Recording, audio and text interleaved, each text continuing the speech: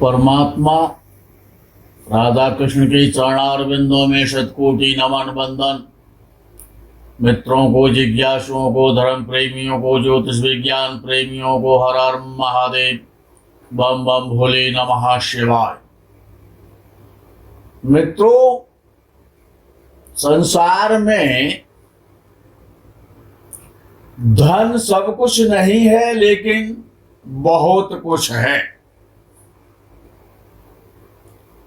बिना धन के जीवन बड़ा कठिन हो जाता है।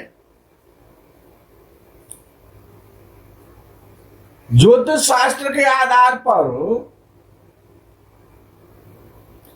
ग्रहों में बृहस्पति धन, समृद्धि, ऐश्वर्य और संपत्ति का कारक है।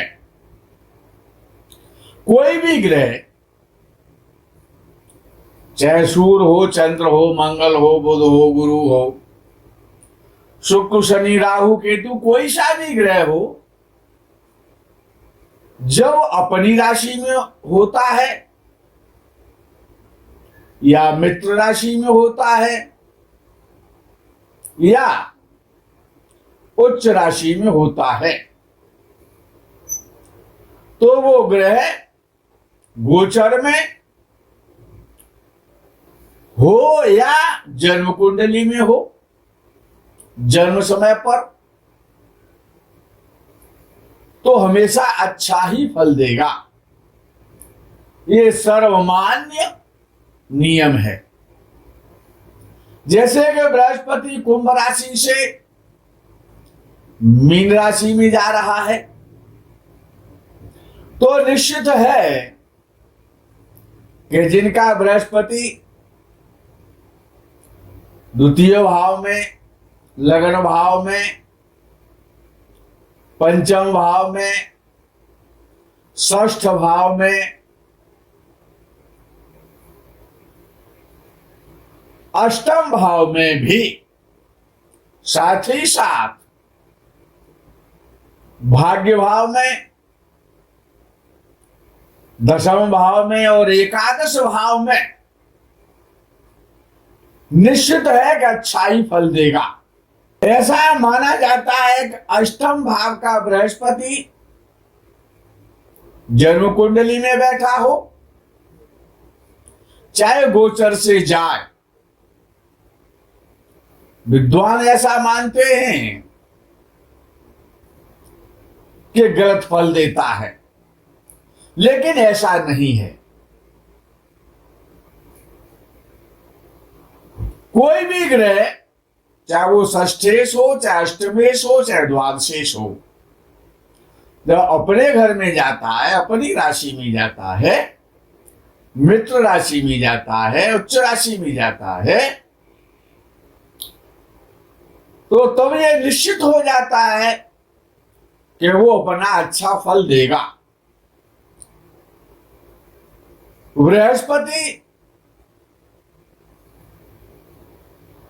अष्टम भाव में भी अगर मीन राशि का या मित्र राशि का या उच्च राशि का है, गोचर से भी यदि जा रहा है तो अच्छा फल देगा। जन्म कुंडली में भी यदि बैठा हुआ है तो अच्छा फल देगा। बृहस्पति कब गलत फल देगा?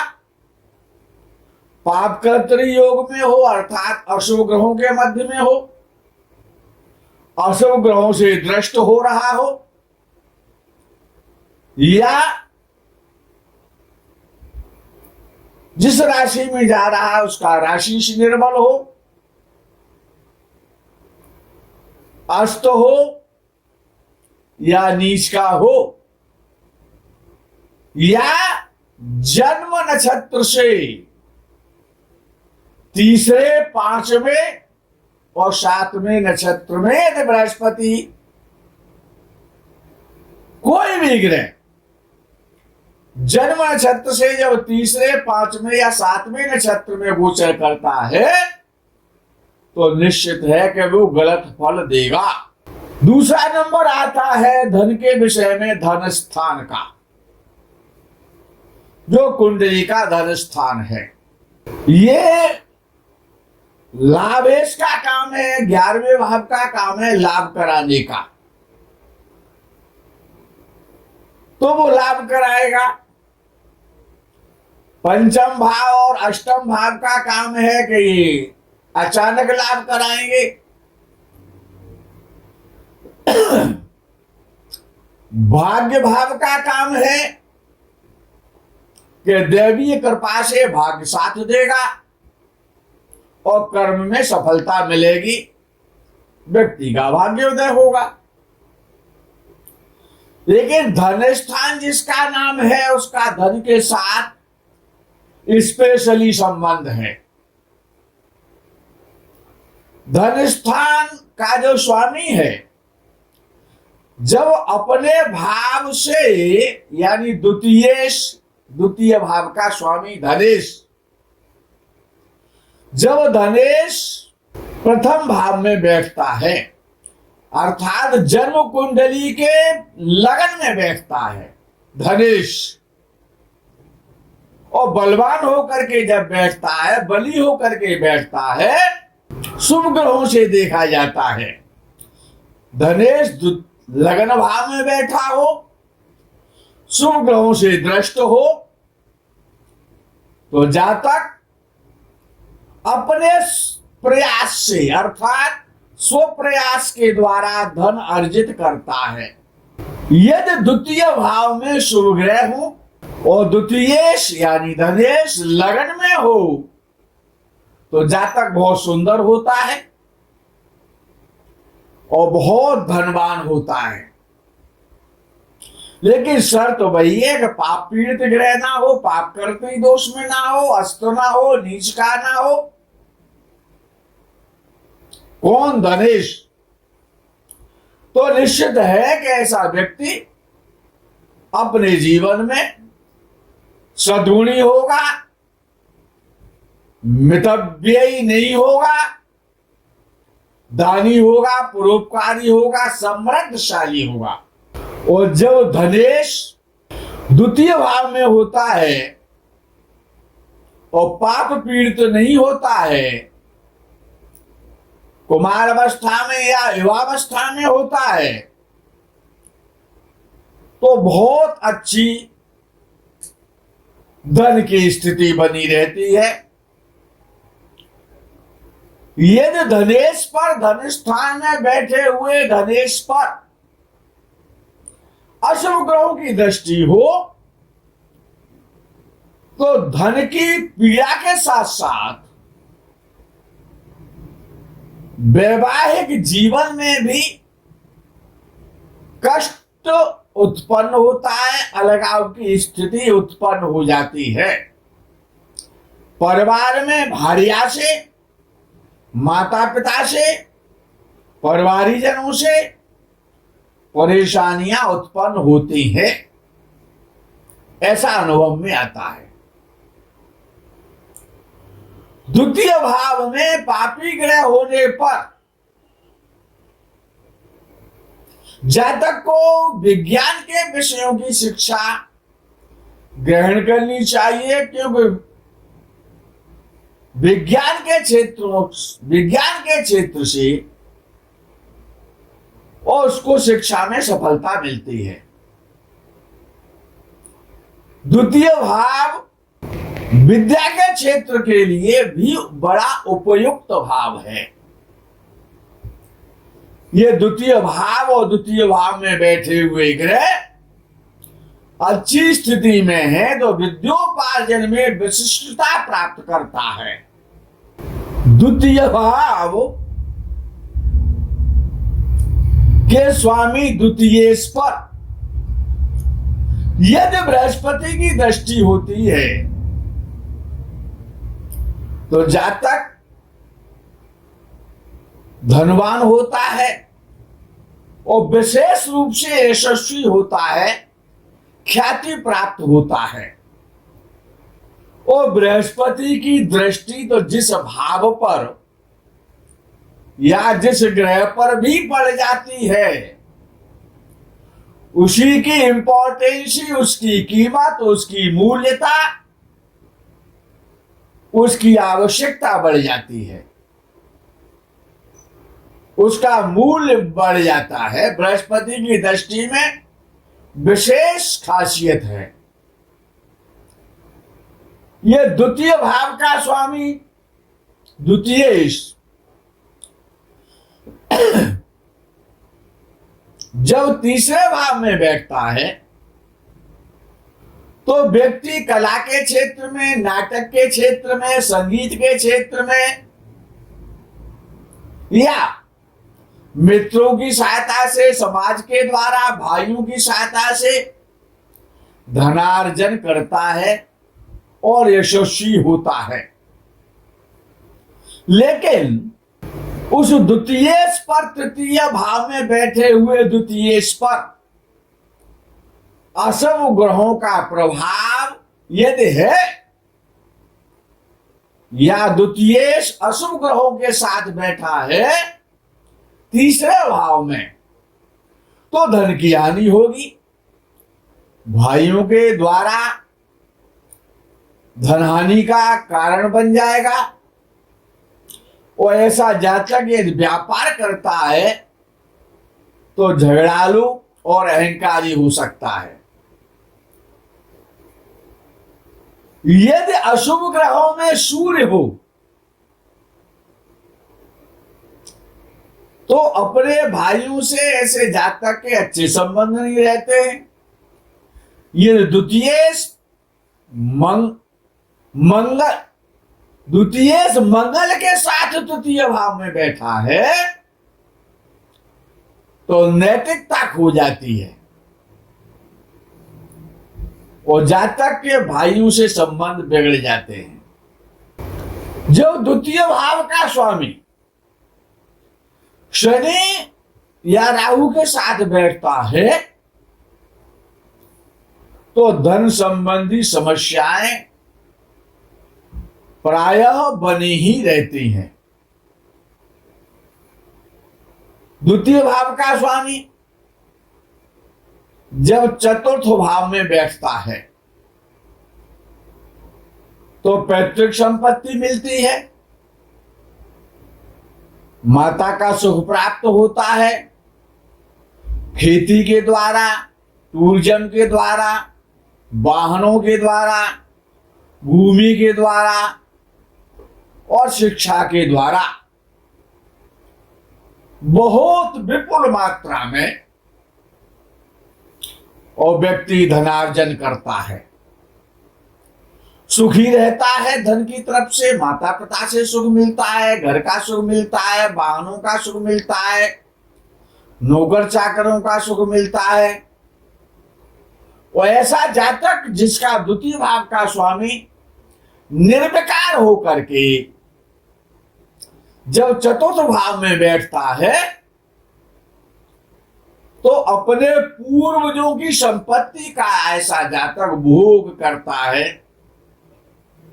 सत्य वचन बोलने वाला होता है और दूसरों पर दया करने वाला होता है, दयालु होता है, परोपकारी होता है, समृद्धशील होता है और ख्याति प्राप्त होता है। जब द्वितीय भाव का स्वामी पंचम भाव में जब बैठता है,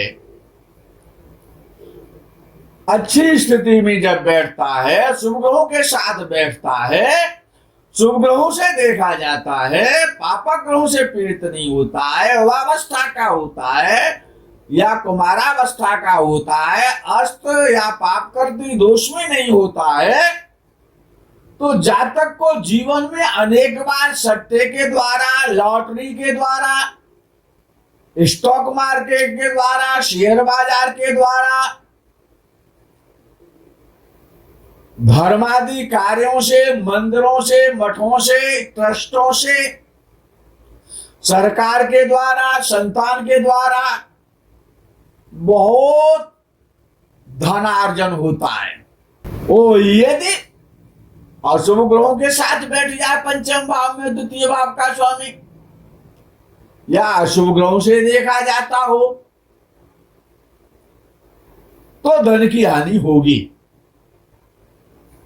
और द्वितीय भाव का स्वामी जब षष्ठ भाव में, छठवें भाव में बैठता है, जो रोग और ऋण और शत्रु का स्थान है, उपचय स्थान है,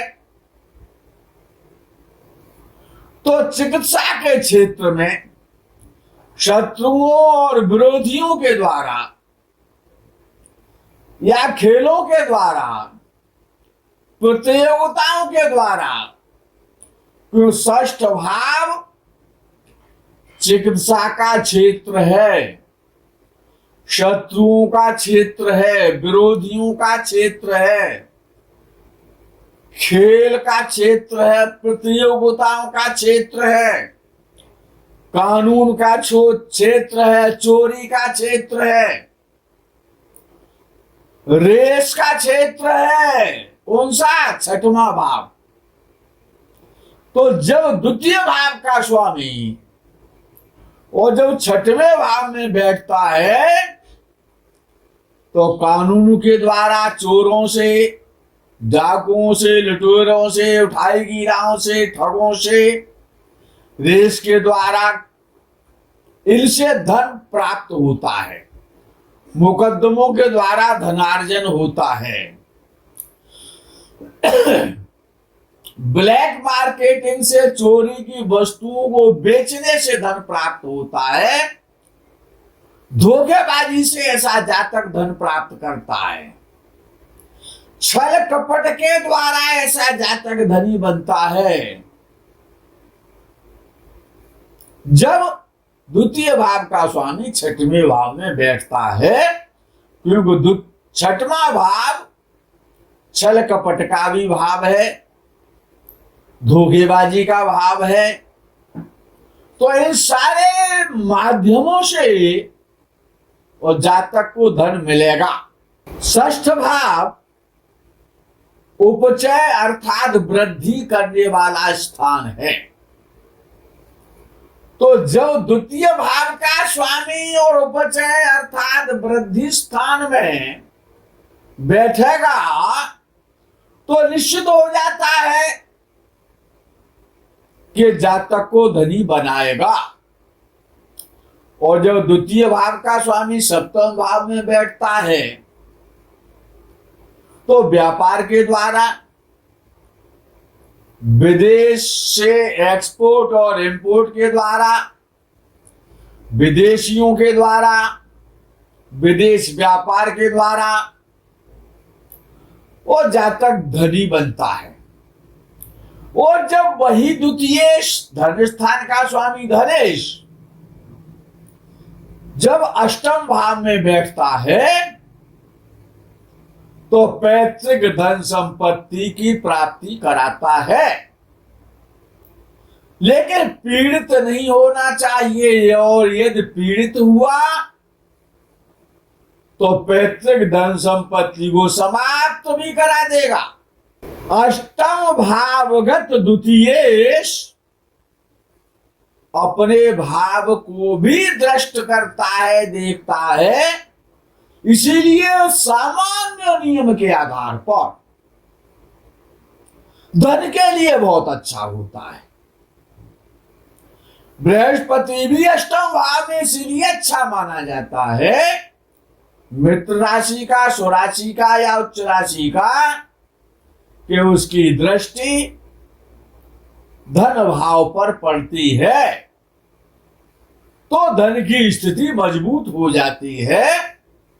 और द्वितीय भाव मृत्यु का भाव भी है, तो अष्टम में बैठा हुआ बृहस्पति दीर्घायु भी बनाता है। और द्वितीय भाव का स्वामी यदि भाग्य स्थान में नवम भाव में देव कृपा भाव में बैठा हुआ है तो धन और भाग्य का संबंध स्थापित हो गया। बिना परिश्रम के भाग्य के द्वारा धनार्जन होगा। दैवीय कृपा से धन स्थान का जब संबंध और भाग्य स्थान के साथ हो जाता है, अर्थात धनेश भाग्य स्थान में जब बैठता है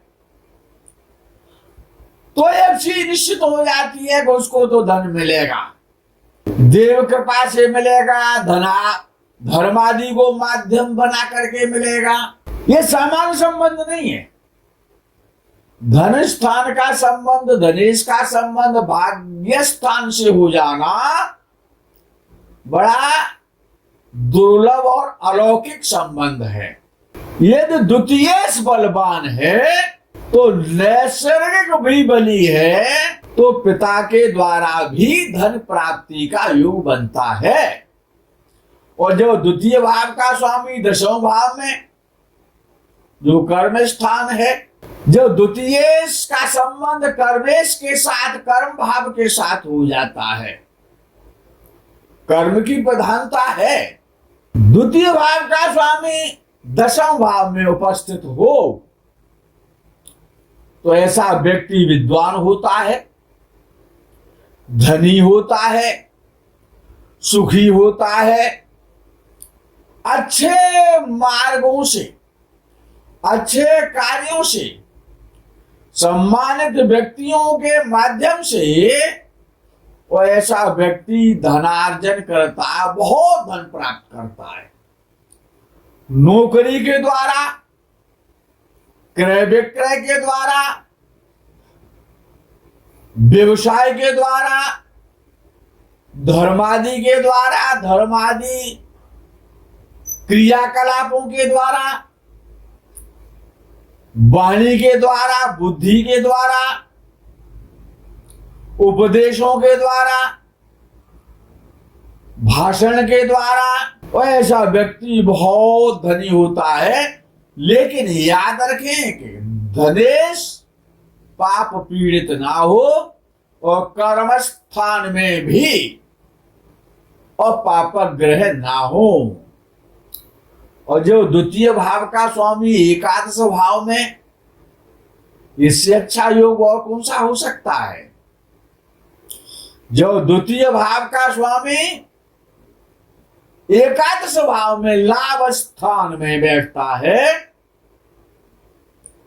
एकादशेश का और धनेश का जब संबंध हो जाता है तो ये धन के लिए अत्यंत श्रेष्ठ और मजबूत सुदृढ़ संबंध है। बहुत धन देने वाला युग है। ऐसा जातक यदि शेयर मार्केट में, स्टॉक मार्केट में या फाइनेंस के क्षेत्र में बैंकों के माध्यम से बहुत सारा धन कमाता है, भूमि, वाहन, कृषि के द्वारा, घोड़ों के द्वारा बहुत सारा धनार्जन करता है और बड़े भाइयों को भी सुखी करता है, उनकी भी सहायता करता है, उनके माध्यम से भी धनार्जन होता है।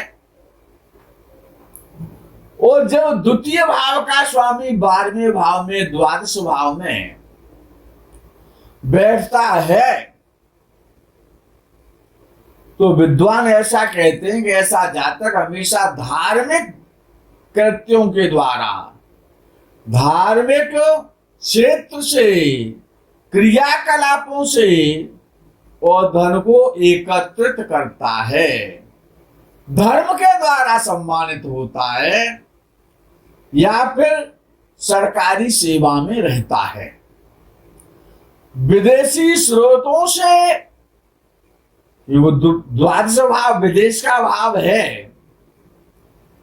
तो विदेशों से भी धनार्जन होता है। यदि द्वितीय पाप पीड़ित है या पापग्रह में है, पाप राशि में है, कमजोर है, निर्बली है, तो धन की हानि कराएगा।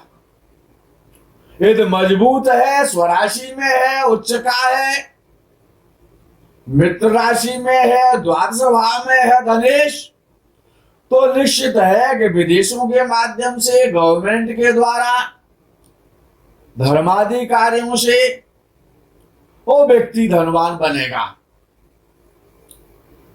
मित्रों, कोई भी ग्रह, जैसे कि बृहस्पति मीन राशि में जा रहा है, अपना अच्छा फल देगा, किसी भी भाव में क्यों ना जाए। क्यों, जब कोई भी ग्रह अपने घर में होता है, यदि आप भी यदि अपने घर में हैं, तो क्या आपके घर को कोई व्यक्ति बिगाड़ सकता है क्या? अपने घर की सुरक्षा तो सभी करते हैं, एक चोर भी और अपने घर की सुरक्षा करता है, दूसरों का माल चुरा करके अपने घर में सुरक्षित रखता है। तो अपनी राशि में गया हुआ ग्रह किसी भी भाव में हो तो निश्चित है कि वो अपने भाव की रक्षा करेगा, तो वो अपने भाव की रक्षा करेगा। और बृहस्पति जो मीन राशि में जा रहा है वो तो एक ऐसा ग्रह है कि जिस भाव में बैठता है उसकी कमजोरियां खत्म करता है, उसको झाड़ू लगा करके बढ़िया करता है, वहां पर फुलवाड़ी लगाता है, सुगंधी फैलाता है, क्योंकि शुभ ग्रह है। और बृहस्पति की दृष्टि जिस जिस भाव पर या जिस ग्रह पर जाती है उस भाव को मूल्यवान बनाती है। मित्रों, जीवन में ज्योतिष शास्त्रों के द्वारा जो भी आपको प्राप्त होता है या प्राप्त हुआ है या प्राप्त होगा वो तो बहुमूल्य है ही है, लेकिन साथ ही साथ अपना धर्माचरण, दयालुता, परोपकारिता और दैवीय कृपा, देव पूजा, लक्ष्मी जी की साधना, लक्ष्मी की साधना हर व्यक्ति को करनी चाहिए। सूर्य की साधना और लक्ष्मी की उपासना जीवन जीने के लिए, धन प्राप्त करने के लिए, सम्मानित जीवन जीने के लिए सूर्योपासना और लक्ष्मी की साधना परमावश्यक है। आप लक्ष्मी की साधना करें, संयम और नियम और समय की प्रतीक्षा परमावश्यक है। इसी के साथ साथ यही विराम करते हैं, आगे के प्रकरण का आपको इंतजार रहेगा। तब तक के लिए हर हर महादेव, बम बम भोले नमः शिवाय, जय गो माता की।